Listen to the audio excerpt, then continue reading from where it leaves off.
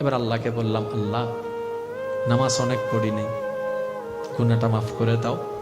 রব বলে যে মাফ করে দিলাম। আল্লাহ রোজার মধ্যে অনেক জার বেইমানি করছি, ভুল করছি, মাফ করে দাও। আল্লাহ পাক বলে মাফ করে দিলাম। আল্লাহ হজ করি নাই আমি ইচ্ছা কইরা, তুমি তো রহমান, মাফ করে দাও। আল্লাহ পাক বলে মাফ করে দিলাম। এবার বান্দা যতটা বলে আল্লাহ মাফ করে দেয়। এবার বান্দা বলে, আল্লাহ কিছু গুনার পাল্লা হালকা হইছে, কারণ আমার জান্নাতে যেতে গেলে গুনাহ মাফ করা লাগবে, তো তুমি দয়া করছো, আমার গুনাহ মাফ হচ্ছে, আল্লাহ দয়া। এবার বান্দা বলে, আল্লাহ ওই আমার ভাইয়ের জায়গাটা খাইছি যে কিছু গুনাহ হইছে, তুমি মাফ করে দাও। রব বলে যে না রে বান্দা, এটা আমি করব না। আল্লাহ কেন?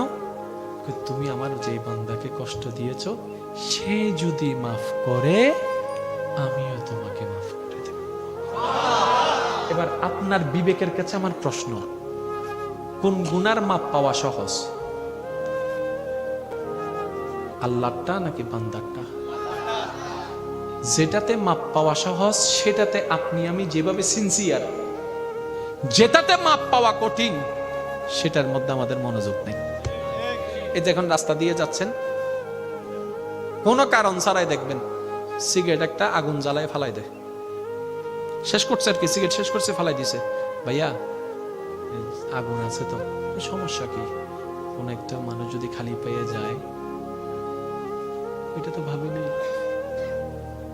আমি কি বুঝাতে পারছি কথা? গুনাহ কয় প্রকার? একটা আল্লাহকে ডাইরেক্ট দিচ্ছেন, আর একটা বান্দাকে কষ্ট দিয়ে দিচ্ছেন।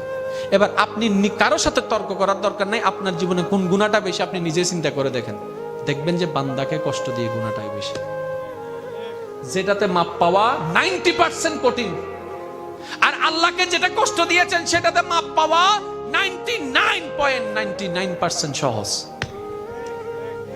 যেটাতে মাপ পাওয়া সহজ সেটাতে আমরা ভালো করে প্রস্তুত নিচ্ছি, আর যেটাতে মাপ পাওয়া কঠিন সেটাতে আমাদের কোনো মনোযোগ নাই।